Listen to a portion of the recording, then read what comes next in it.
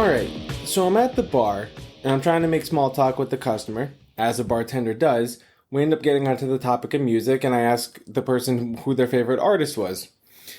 And she said that her favorite artist is Taylor Swift. And my response was, saying Taylor Swift is your favorite artist is like saying Kim Kardashian is your favorite porn star. Like, what did she really do to change the industry? Because look, I don't hate Taylor, but people act like she's single-handedly changing the game. Meanwhile, we act like some of the most genre-defining artists ever are just footnotes in Spotify's back catalog. So this week, again, because one, I don't really have anything else to talk about, and two, a few of you have told me that you like when I talk music, so I'm going to give rock its damn flowers. The good, the bad, and the bad shit. So, let me get this out of the way.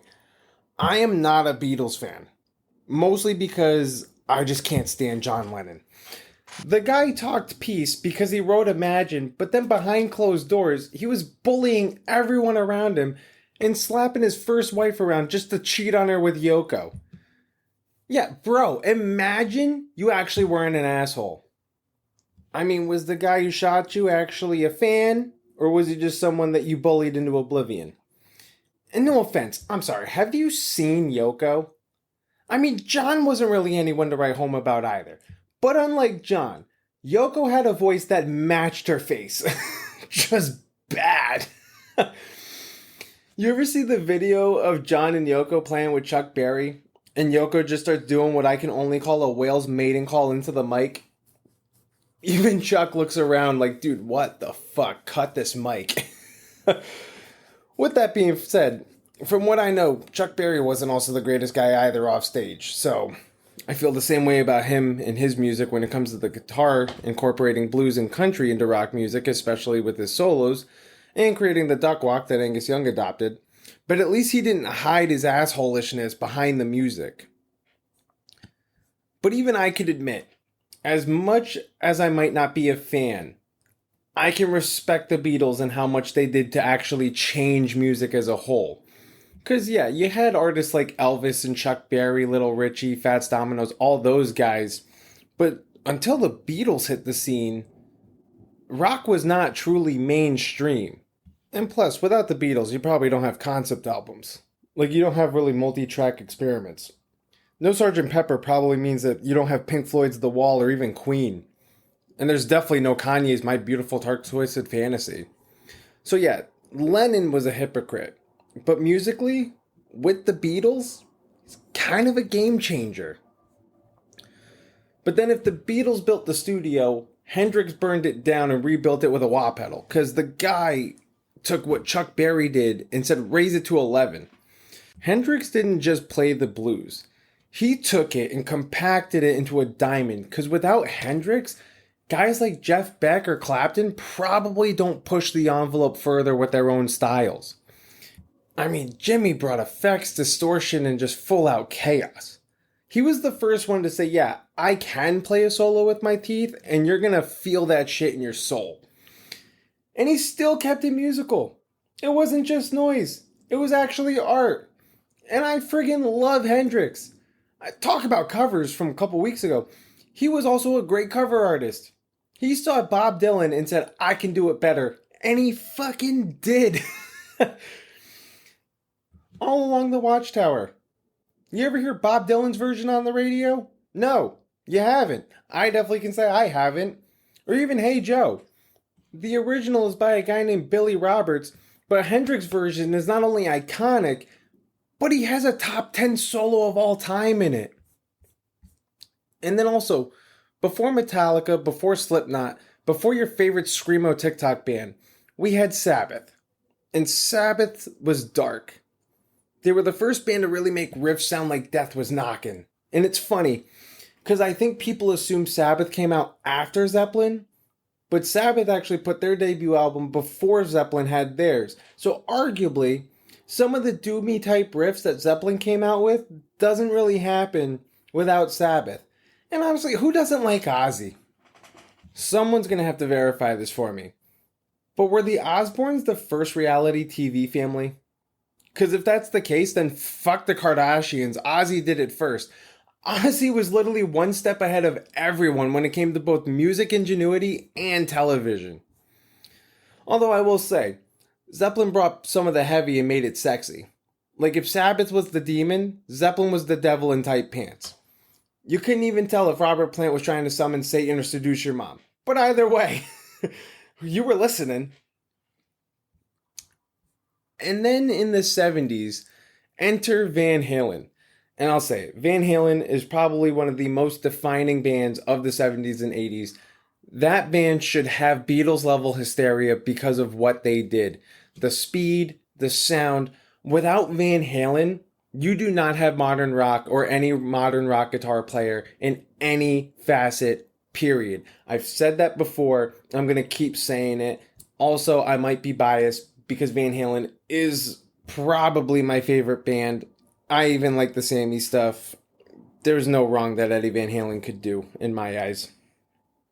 I mean, the dude even hops on Michael Jackson's Beat It and makes pop respect the guitar. Eddie Van Halen transformed music, and literally every band in the 80s was just a Van Halen wannabe.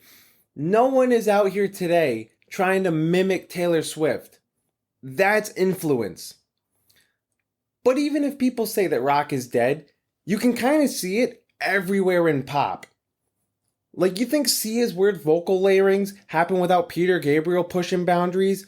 Do you think that Ed Sheeran's global sound happens without Toto and Talking Heads experimenting with global sounds decades ago? Hell, Taylor Swift wouldn't even exist without the pop evolution bands like Fleetwood Mac and Blondie started. You don't get synth pop without glam. And you definitely don't get stadium pop without arena rock. But then with influence comes hypocrisy, right? Because Guns N' Roses drops Appetite for Destruction in 1987. And Rocket Queen literally features audio of Axl Rose having sex with a bandmate's girlfriend. Some of this I might have already said in past episodes. You might hear it again. It's whatever. Like I said, I don't really got much to talk about. So what you get is what you get this week. But Axl Rose literally has it on record that he put out a sex tape. And that album had no warning label, no public outrage, just platinum record. Meanwhile, Shannon Sharpe catches heat in 2024 for allegedly putting out audio of him hooking up. And everyone's acting like it's some new scandal. Axl did it first and he beat you by 35 years. And no one batted an eye. Now, flip the script. Because in 1988, NWA dropped Straight Outta Compton. Just 1 year after Appetite for Destruction comes out. And that's when we suddenly get the first ever parental advisory sticker. So let me get this straight. White rock stars can sing about heroin groupies and record their sexcapades like it's a bonus track. But when black artists call out police brutality, that's where we draw the line. That's where we go, but think of the children. I don't know. It's not just censorship. I think it's just selective outrage. Like one group gets to be raw and authentic, and then the other one gets to be labeled as a threat. I don't know. Make that one make sense. But it's also not the first time that something like that's happened, right? Because Elvis got banned from being filmed below the waist because he dared to have rhythm in his hips. And moms in the 50s were clutching pearls like they just saw Satan in a sequin cult. But then you get Jim Morrison allegedly flashing the crowd mid-show in the 60s, I think that happened. And then in the 80s, or even if you look at the Carnival of Sins tour on YouTube, Tommy Lee turned concerts into a Where's Waldo game for his dick. So, I don't know. Even the Red Hot Chili Peppers. I think they used to just straight up wear tube socks. And that was all they wore. Can you imagine that? Like a band just comes out, just dressed in tube socks. Like, God forbid they get sweaty and it falls off. That takes a shitload of confidence that I just do not have. Ugh, I can only imagine what that tour merch looked like. But what's that transformed into today? Miley Cyrus twerking at the VMAs, yet everybody's losing their mind over that? So let me get this straight. When dudes act out, it's rebellious. But when women do it, It's inappropriate. That's the double standard. And it's baked into both race and gender in music history. Now let's be real. Half of rock's legacy isn't just sound. It's spectacle. But the minute that Miley Cyrus twerks on stage at the VMAs, the world collectively has a moral stroke? Suddenly everyone's a youth pastor? Why? Why is it iconic when men do it, but inappropriate when women do it? Like when Harry Styles wears a dress, it's considered edgy and Vogue approved. When Doja Cat wears a body paint suit, it's too much. When Cardi B sings WAP, which is a fucking terrible song, but I'll defend it in this, the Senate wants to hold a hearing. But Axl Rose singing the song It's So Easy, and it's 100% kosher? Meanwhile, Motley Crue was doing rolls off strippers and lighting each other on fire. And we're just here to pretend that these glam rock dudes weren't dressed like drag queens with a drug problem? If Madonna had done half of what Ozzy did, like biting heads off bats and pissing in the Alamo, she'd probably still be in prison. This isn't about shock value. I think this is about control and who's allowed to be wild and who's allowed to break the rules. And it's always the same answer. It's men, especially white ones, because they get to be rebellious. Everyone else, it's quote unquote too much. So maybe the reason that women, queer artists, and people of color keep pushing the boundaries now is because rock already taught them how. They weren't just allowed to do it back then. But here's the thing. Rock's not dead. It just changed clothes. Bands like Thunder Mother, who's a great all-female Swedish band, and listening to their music, you can definitely tell that they have influences from AC/DC, Deep Purple, and definitely Jimi Hendrix. But then there's also Greta Van Fleet, who's just repurposing an old sound and making it more modern. I mean, here's a hot take. I personally cannot stand Greta Van Fleet. It's one thing to have influence on a band. It's another one to completely copy their style and sound. Like, that lead vocalist, whoever that guy is, like, dude, just go do a Led Zeppelin cover band. Even the guitarist, like, it is so down to the T mimic worthy. It's like, I understand that your lyrics are different, but you guys are just Led Zeppelin 2.0. Like, I want to hear ingenuity. I don't want to hear copycats. But that's also just me. But also, I gotta give them credit, because if it wasn't for Greta Van Fleet, people probably don't look back and listen to Led Zeppelin. And it's funny, I remember talking to somebody about this, and he's just like, Robert Plant went on an interview and said how much he loves Greta Van Fleet. Well, what's he gonna say? That he hates the sound that he himself created? I mean, that would kind of be like AC/DC coming out and saying that they hate the band Accept.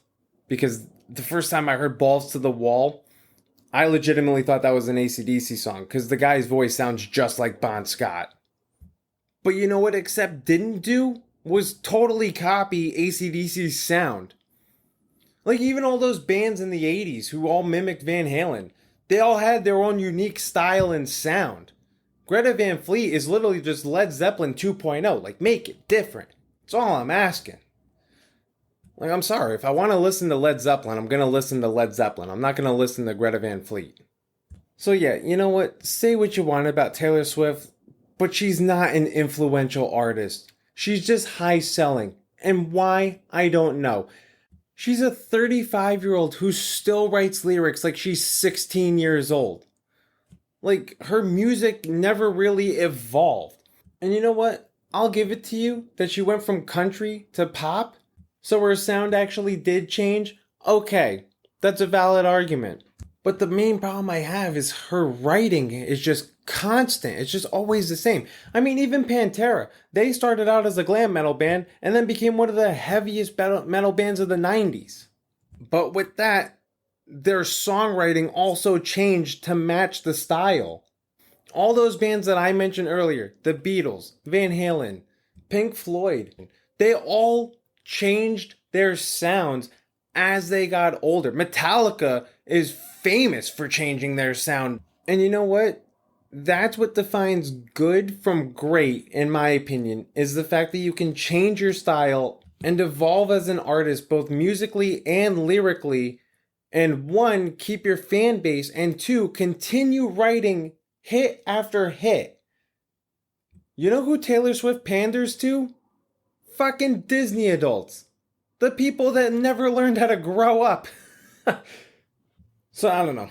I'll leave it up to you guys. You guys let me know if you guys think Taylor Swift is actually an influential artist or if you think that Daddy's money ended up ultimately buying her fame. But if you like this rant-tuned history lesson, you know what to do. Follow, share, and leave a comment to boost the pod. And if you're still mad that I come for Taylor Swift, I'll be accepting hate mail at lnbemedia@gmail.com or at the LNBE podcast on Instagram and TikTok. Thank you so much for listening. Until next time, keep it loud, and we will catch up next week.